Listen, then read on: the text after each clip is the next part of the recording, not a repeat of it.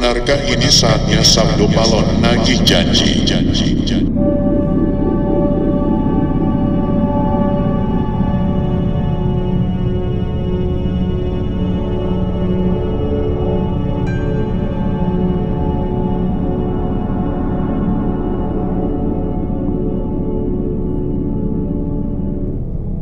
Sabdo Palon nagih janji berkembang menjadi mitos di kalangan masyarakat Jawa. Sabdo Palon masih misterius, dia yang dipercaya sebagai peramal ulung, sekaligus penguasa tanah Jawa dari kalangan bangsa Jin. Sabdo Palon adalah tokoh yang sangat dihormati kalangan umat Hindu-Buddha dan penganut aliran kejawen di tanah Jawa. Konon dia mengemban tugas berat sebagai punokawan, abdi kinasi Prabu Brawijaya V. Namanya dikisahkan dan tertulis dalam serat Jangka Jayabaya. Bismillahirrohmanirrohim. Assalamualaikum warahmatullahi wabarakatuh. Sobat Muslim, hari ini materi yang saya sampaikan agak sedikit berbeda karena saya begitu prihatin melihat banyaknya fenomena dari masyarakat kita yang semakin menjauhkan akidah keislaman menuju kembali kepada suatu keyakinan tentang kepercayaan. A'udzubillahi min dzalik. Salah satu syair dalam serat tersebut memuat ramalan kehancuran Islam di tanah Jawa terhitung setelah 500 tahun keruntuhan Majapahit. Bait ramalan itu dikenal dengan istilah Sabdo Palon nagih janji. Dia menganut kepercayaan Budi, yaitu agama Jawa yang berlaku secara turun-temurun. Dia meramalkan kehancuran Islam di tanah Jawa dalam ramalannya yang berbunyi, Pepestene Nusa tekan janji, yen wus jangkep 500 warsa, kapetung zaman Islame, musno, bali marang ingsun, gami budi, madek sawiji. Artinya, takdir Nusa sampai kepada janji, jika sudah genap 500 tahun, terhitung zaman Islam, musnah kembali kepadaku, agama budi berdiri menjadi satu. Sabdo Palon sudah memberitahukan tanda-tanda dia akan kembali. Dia bersumpah kembali ke tanah Jawa pada 500 tahun lagi, tepat setelah Majapahit runtuh. Inilah isi ramalan yang memuat sumpah Sabdo Palon kembali ke tanah Jawa setelah 500 tahun runtuhnya kerajaan Majapahit. Pada masa itu, agama Islam tidak dijalankan paripurna oleh pemeluknya. Oleh sebab itu, Sabdo Palon meramalkan, agama Islam akan hancur dan digantikan agama Budi. Jika dihitung sejak keruntuhan kerajaan Majapahit pada tahun 1478, maka janji Sabdo Palon tersebut diperkirakan dia akan kembali pada abad ke-20. Sabdo Palon akan muncul kembali, bersama anak buahnya akan menguasai tanah Jawa dan akan kembali mengembangkan agama Budi di Nusantara. Pasalnya ramalan Jayabaya mengungkapkan bahwa tahun 2022 adalah tahun datangnya Sabdo Palon nagih janji. Ketika ramalan Jangka Jayabaya ini terbukti, maka Sabdo Palon nagih janji ini diyakini sebagai tanda akan terjadinya kekacauan atau bencana alam yang akan terjadi di berbagai daerah di seluruh Nusantara ini. Wong Jawa wis ilang Jawane adalah ungkapan Jayabaya yang menyebut tanda-tanda Sabdo Palon akan datang memomong atau ngawulani masyarakat Jawa yang sudah kehilangan spiritualitas. Berdasarkan ramalan Jayabaya itu, mengungkapkan bahwa masyarakat Jawa masih menunggu datangnya masa Sabdo Palon nagih janji, maka kemudian terjadilah kekacauan merajalela di mana-mana. Tercatat dalam ramalan Jayabaya dalam serat Sabdo Palon Pupu 4, bersumpah akan muncul kembali sebagai pamomong tanah Jawa setelah 500 tahun runtuhnya kerajaan Majapahit. Apabila dihitung 500 tahun dari kerajaan Majapahit runtuh tersebut, maka janji yang diucapkan pada tahun 1478, maka ramalan datangnya masa Sabdo Palon nagih janji akan jatuh pada tahun sekitar 2020 hingga 2022. Sudah muncul beberapa pertanda itu saat ini bisa kita saksikan.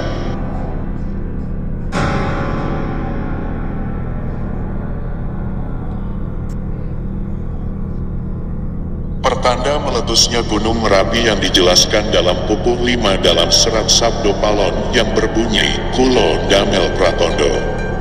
Pratondo tembayang Mamihardi Merapi, yen jebluk mili lahar, lindu peng pitu sedino.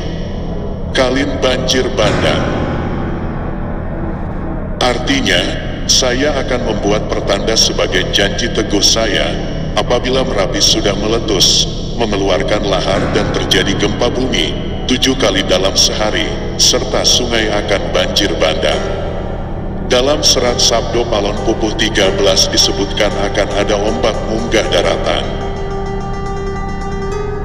Artinya merujuk pada sebuah bencana tsunami. Berdasarkan pupuh 11 dalam serat Sabdo Palon disebutkan, pagebluk ingkang pinangkung, lelara mombro-mombro, injeng sugeng sore praloyo. Artinya, akan datang wabah mengerikan, merajalela di mana-mana. Paginya orang-orang masih hidup, sorenya banyak yang mati. Selain itu, akan ada juga kejadian sosial di mana perpolitikan akan memanas di tanah Jawa, sehingga Indonesia menjadi karut-marut. Hal tersebut lantaran adanya egosentrisme dan eksploitasi yang semakin parah. Disebutkan juga oleh Sabdo Palon bahwa moral masyarakat Jawa banyak yang rusak. Dalam ramalan Jangka Jayabaya bahwa masa Sabdo Palon nagih janji ini akan menimbulkan kejadian alam dan sosial yang bakal terjadi secara terus-menerus hingga tahun 2056 berdasarkan hitungan waktu yang sudah diperkirakan. Tidak hanya tentang wilayah Pulau Jawa yang disebutkan oleh Sabdo Palon dalam ramalan Jangka Jayabaya, tapi Sabdo Palon menyebutkan wilayahnya meliputi satu Nusantara atau Indonesia.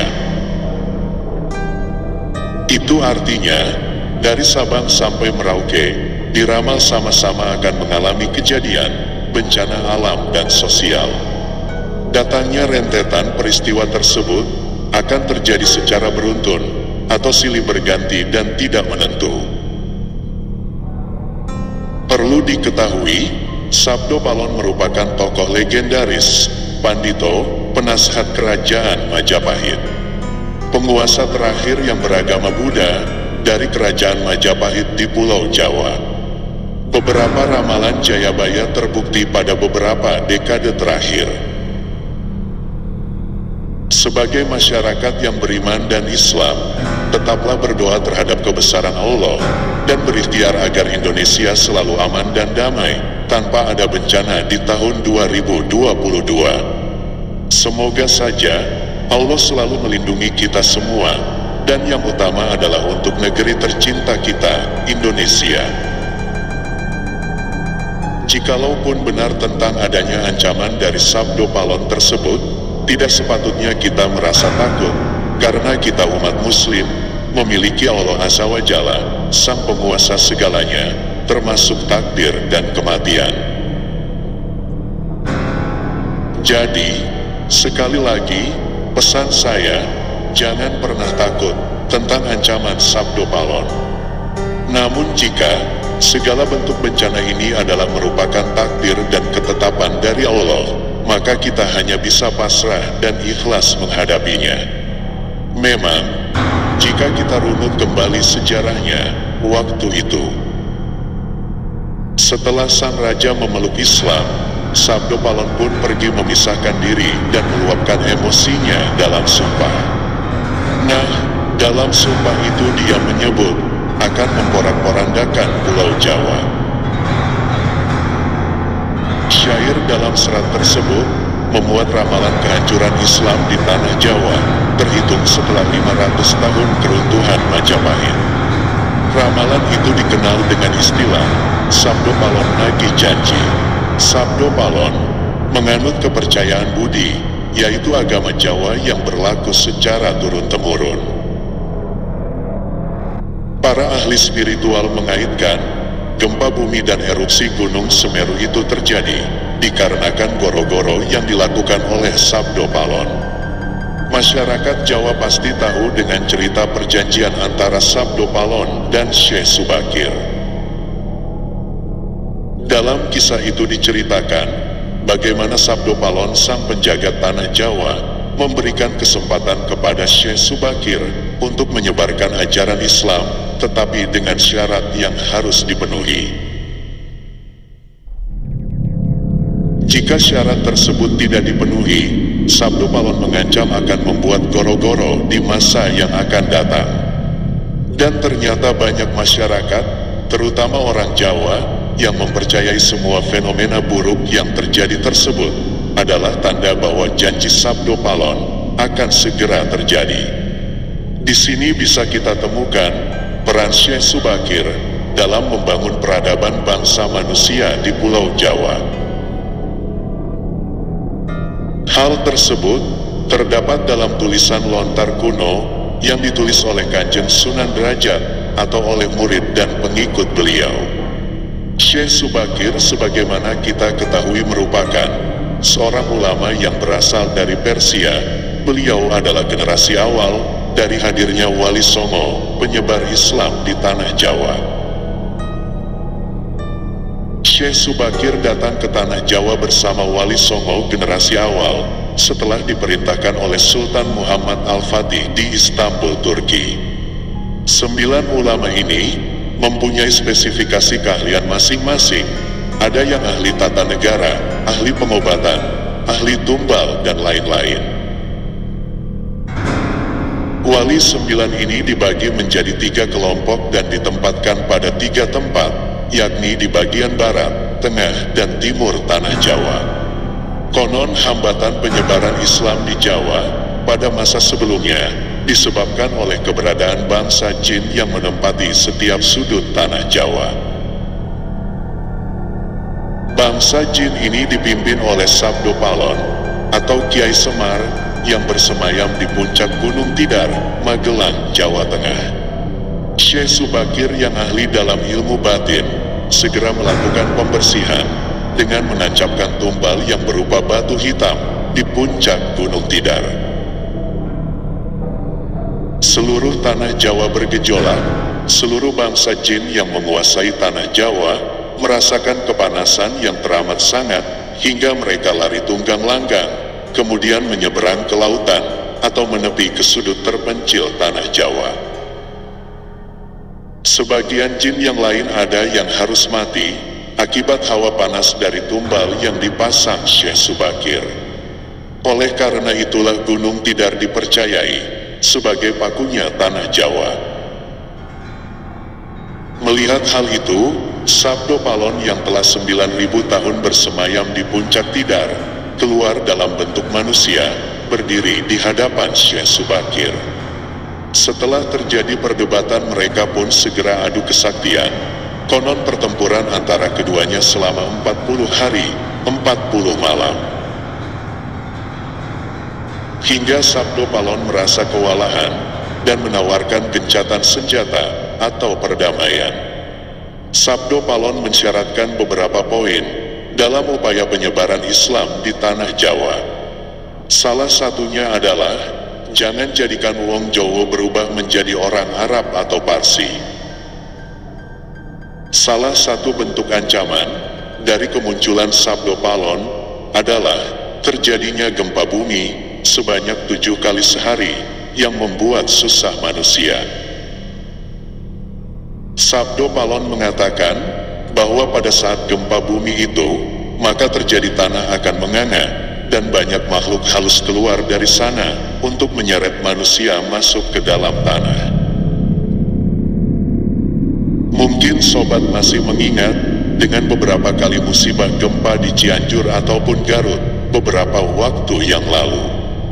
Namun hal ini ternyata juga mengandung makna tersembunyi, yaitu bahwa manusia akan diseret oleh hawa nafsunya sendiri menuju kepada kehancuran atau kematian.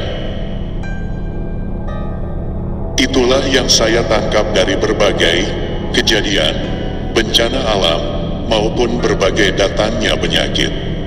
Semua itu atas kerakusan dan nafsu duniawi, karena sifat manusia adalah terdiri dari dua sisi. Satu sisi memiliki sifat malaikat dan di sisi lain adalah sifat jin dan setan.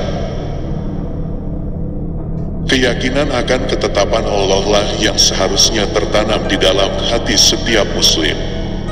Jika mereka mengaku muslim dan masih mengakui berbagai kekuatan dan kekuasaan itu selain milik Allah, berarti kemusliman mereka patut dipertanyakan. Nah, sobatku yang dimuliakan Allah, semoga kita selalu dalam perlindungan dan hidayah Allah Subhanahu wa Ta'ala. Wabillahi taufik wal hidayah. Wassalamualaikum warahmatullahi wabarakatuh.